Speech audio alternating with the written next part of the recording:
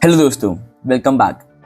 History में Kings अमर नहीं होते, एम्पायर्स भी खत्म हो जाते हैं, लेकिन हमारी माइथोलॉजी में एक कंसेप्ट है जो बहुत ही फैसिनेटिंग है, which is on Chiranjeevi, the immortals. Belief के अकॉर्डिंग 7 ऐसे बीइंग्स हैं जो युगों से जिंदा हैं और कलयुग के एंड तक जीवित रहेंगे। कुछ को भक्ति के लिए अमर होने का वरदान मिला है, कुछ को धर्म की रक्षा करने के लिए और किसी को अपने कर्मों का बोझ उठाने के लिए। और कहा जाता है जब कल के अवतार प्रकट होंगे तब ये 7 इमॉर्टल्स फिर से धर्म की सेना का हिस्सा बनेंगे। तो कौन है ये 7 चिरंजीवी? आइए इस कहानी को समझते हैं, लेकिन उससे पहले एक बहुत ही जेंटल रिमाइंडर कि अगर आपको ऐसे डीप माइथोलॉजिकल एक्सप्लोरेशंस पसंद हैं तो वीडियो को लाइक कीजिएगा और चैनल को सब्सक्राइब कीजिएगा। Let's set go. त्रेता युग में जब धर्म और अधर्म के बीच संघर्ष अपनी पीक पर था, तब एक ऐसे बालक ने जन्म लिया जो शक्ति और भक्ति का प्रतीक बने। वो हैं हमारे हनुमान जी। हनुमान जी माता अंजनी और केसरी के घर जन्मे थे, लेकिन उन्हें वायुपुत्र कहा गया। हमारी पौराणिक कथाओं के अनुसार उन्हें भगवान शंकर का रौद्र अंश भी माना जाता है और इसलिए लोग उनकी पूजा करते हैं। उन्हें बल, बुद्धि और विद्या के लिए विशेष रूप से माना जाता है। शिव का तेज, वायु की गति और उनका ब्रह्मचर्य, ये तीनों मिलकर उनका स्वरूप बनाते हैं। बचपन में जब उन्होंने सूर्यदेव को फल समझकर पकड़ने की कोशिश की, तब इंद्रदेव ने उनसे वज्र से प्रहार किया। इससे वायुदेव क्रोधित हो गए और तभी सभी देवताओं ने उन्हें वरदान दिए। अग्निदेव ने अग्नि से रक्षा दी, वरुण देव ने उन्हें जल से सुरक्षा दी, यमदेव ने मृत्यु से मुक्ति दी और सूर्यदेव ने उन्हें ज्ञान दिया। इसलिए हनुमान जी सिर्फ बलवान नहीं, महाबुद्धिमान भी कहलाए। रामायण में उनका हर काम, जैसे लंका जलाना, सीता जी को ढूंढना और लक्ष्मण जी के लिए संजीवनी लाना, ये सब केवल शक्ति का प्रदर्शन नहीं था, ये उनकी राम जी के प्रति पूरी भक्ति का प्रमाण था। रामचरितमानस के सुंदरकांड में उनके अमर होने का आशीर्वाद का वर्णन किया गया है। जब वे लंका में सीता जी से मिलते हैं, तब सीता माँ उन्हें आशीर्वाद देती हैं कि जब तक श्री राम का नाम इस संसार में लिया जाएगा, तब तक हनुमान जी का वास भी रहेगा। सीता जी के इस आशीर्वाद से वो चिरंजीवी बने। कहते हैं वो आज भी पृथ्वी पर उपस्थित हैं। जहां सच्चे मन से जय श्री राम कहा जाता है, वहां हनुमान जी की उपस्थिति जरूर होती है, लेकिन उनकी अमरता एक और रहस्य है। कलयुग के अंत में जब विष्णु जी का अंतिम अवतार यानी कल की अधर्म का विनाश करने आएंगे, तब हनुमान जी फिर से धर्म की सेना का हिस्सा होंगे। उनकी अमरता का उद्देश्य केवल राम भक्ति नहीं, बल्कि युगों तक धर्म की रक्षा करना भी है। हनुमान जी का चरित्र शक्ति और क्रोध का नहीं, बल्कि नियंत्रित शक्ति का है। अहंकार नहीं, विनम्रता का है। वो योद्धा भी हैं, ब्रह्मचारी भी हैं और सबसे जरूरी एक सच्चे श्री राम भक्त भी। और शायद इसलिए 7 चिरंजीवी में ये सबसे ज्यादा पूजे जाने वाले भी हनुमान जी ही हैं। चलिए दोस्तों, अब हम बात करते हैं दूसरे चिरंजीवी की, जो है भगवान परशुराम जी। भगवान परशुराम जी विष्णु भगवान के 6th अवतार हैं। उनका जन्म माता रेणुका के घर हुआ था। वो एक ब्राह्मण थे, लेकिन एक पावरफुल वॉरियर भी। उनका जीवन का एक मिशन है और वो मिशन था धर्म को प्रोटेक्ट करना। आगे बात करें तो भगवान परशुराम जी का असली नाम तो रामभद्रा था, लेकिन उन्होंने अपने शक्तिशाली परशु यानी एक्स को उठाया और धर्म के लिए युद्ध किया। इसलिए वो परशुराम जी के नाम से जाने गए। उन्होंने हमेशा धर्म का संतुलन बनाए रहा, उस पर काम किया, लेकिन उनका जीवन हमें ये भी सिखाता है कि अगर एक्सट्रीम गुस्सा कितना शक्तिशाली हो सकता है अगर वो धर्म के लिए इस्तेमाल किया जाए तो। परशुराम जी एक महान आचार्य थे, गुरु और योद्धा थे। वो शस्त्र और शस्त्र विद्या में महारत रखते थे और अपनी शिक्षा का माध्यम से लोग को युद्ध और धर्म की महत्व की सीख देते थे। परशुराम जी कल्कि के गुरु होंगे। उनका चरित्र डिसिप्लिन, धर्म, करेज एंड विद्या का प्रतीक है। परशुराम जी को चिरंजीवी इसलिए ही माना जाता है क्योंकि उनका रोल फ्यूचर में भी है। जब कल के अवतार आएंगे तब परशुराम जी उन्हें वेपन्स ट्रेनिंग देंगे। इसी वजह से उनकी अमरता के कंटिन्यूस मिशन एक रूप में दिखा जाती है, क्योंकि उनका काम भी पूरा नहीं हुआ है। आज भी कई लोग मानते हैं कि परशुराम जी हिमालय के किसी गुप्त स्थान पर तपस्या में लगे हुए हैं। वो एक योगी योद्धा के रूप में शांत है, लेकिन जब समय आएगा फिर से धर्म के लिए खड़े होंगे। और दोस्तों याद रखिए, हर वॉरियर का गुस्सा धर्म के लिए नहीं होता। कभी कभी गुस्सा इंसान को अंधे रास्ते पर भी ले जाता है, और इसी बात का सबसे बड़ा एग्जाम्पल है अश्वत्थामा जी।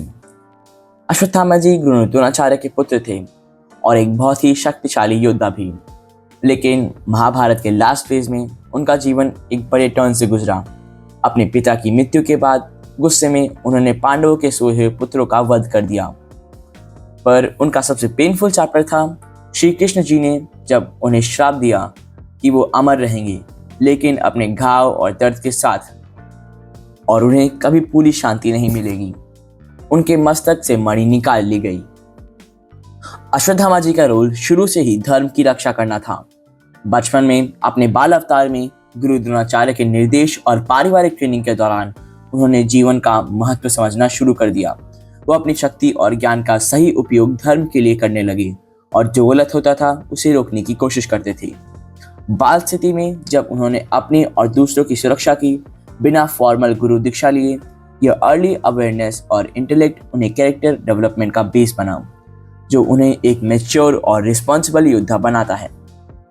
और इसीलिए कथाओं के अनुसार जब कल के अवतार आएंगे तब अश्वत्थामा जी धर्म की रक्षा के रूप में अपना योगदान देंगे, अपने पुराने युद्ध और ज्ञान के अनुभव से। आज भी मध्य प्रदेश और कुछ जंगल एरिया में कहानियां चलती हैं कि अश्वत्थामा जी को देखा गया। ये कहानियां हिस्टोरिकली प्रूव नहीं की जा सकती, लेकिन जनरेशन से जनरेशन तक सुनाई जाती हैं। अश्वत्थामा जी की अमरता किसी सेलिब्रेशन की तरह नहीं है, क्योंकि उन्हें जीवन का वरदान नहीं बल्कि जीवित रहने का श्राप मिला। अपने कर्मों का बोझ लेकर युगों तक भटकने की उनकी अमरता एक शक्तिशाली रिमाइंडर है कि कर्म का फल हमेशा लौट कर आता है। जो हम करते हैं उसका फल कभी ना कभी सामने आता ही है। लेकिन दोस्तों, सातों चिरंजीवी इस लिस्ट में सिर्फ श्राप, क्रोध या ऐसे एक्सट्रीम इमोशन वाले नहीं हैं। यहाँ एक ऐसा नाम भी है जिन्होंने धर्म के लिए अपनों का साथ छोड़ दिया। वो है विभीषण जी। कहने को तो विभीषण जी रावण के भाई थे, लेकिन उनका दिल हमेशा से धर्म के साथ था। जब रावण ने माता सीता जी का हरण किया, विभीषण जी ने ओपनली अपोज किया और रावण को समझाया। जब बात नहीं मानी गई, उन्होंने राम जी का साथ दिया। ये इजी डिसीजन नहीं था। अपने ही परिवार के अगेंस्ट खड़ा होना बहुत टफ होता है। विभीषण जी की सबसे बड़ी शक्ति थी उनकी युद्ध और रणनीति की समझ, यानी स्ट्रैटेजी। वो सिर्फ शक्तिशाली नहीं थे, बल्कि धर्म और प्लानिंग के महारथी भी थे। रामायण में उन्होंने लंका और युद्ध की योजनाओं में राम जी की मदद की। उन्होंने रावण के अगेंस्ट जाकर लंका के अंदर की पोजीशनिंग, टाइमिंग और रिसोर्स को समझा और सही डिसीजन लिए। राम जी ने उनकी सिंसियरिटी और समर्पण से प्रसन्न होकर उन्हें लंका का राजा बनाया और चिरंजीवी होने का आशीर्वाद दिया। बिलीफ के अकॉर्डिंग विभीषण जी आज भी लंका की रक्षा कर रहे हैं और धर्म की रक्षा के रूप में उपस्थित हैं। और फ्यूचर में कल के अवतार के आने पर विभीषण जी अपनी यही समझ और रणनीति की स्ट्रैटेजी मेकिंग कल्कि और धर्म सेना को मदद करने के लिए यूज करेंगे। लेकिन ये कहानी यहीं खत्म नहीं होती।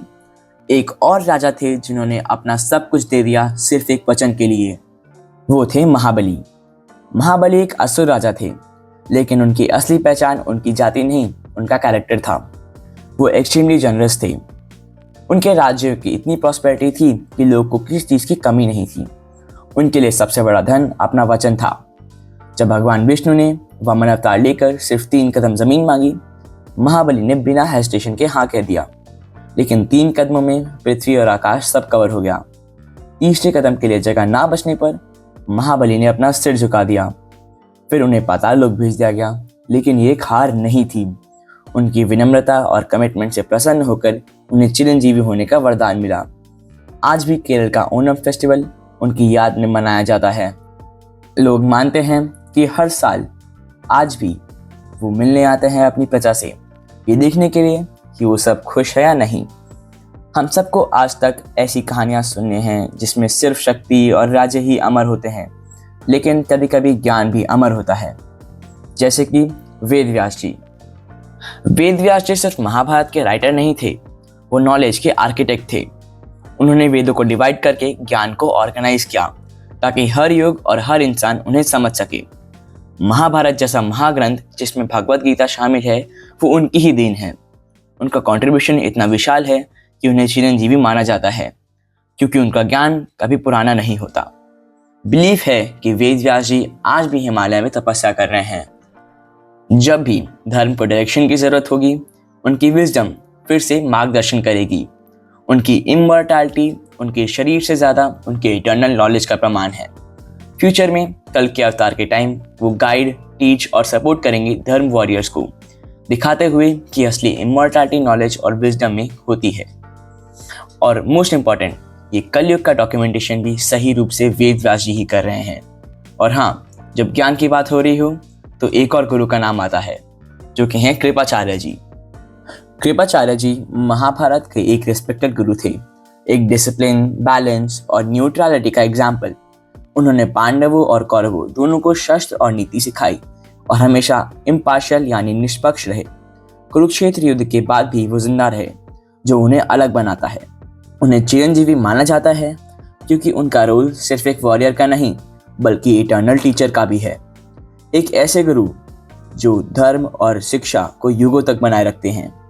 बिलीफ के अकॉर्डिंग कल के अवतार के समय भी उनका योगदान हो। जब कल की विष्णु के अंतिम अवतार अधर्म को समाप्त कर धर्म को पुनः स्थापित करेंगे, तब कृपाचार्य जी अपने गाइडेंस और टीचिंग से कल की और उनके वॉरियर्स को शिक्षा देंगे और धर्म के पाथ पर लीड करेंगे। कृपाचार्य जी की कहानी हमें सिखाती है कि सच्चे गुरु कभी खत्म नहीं होते। उनकी शिक्षा और विजडम युगों तक चलती रहती है।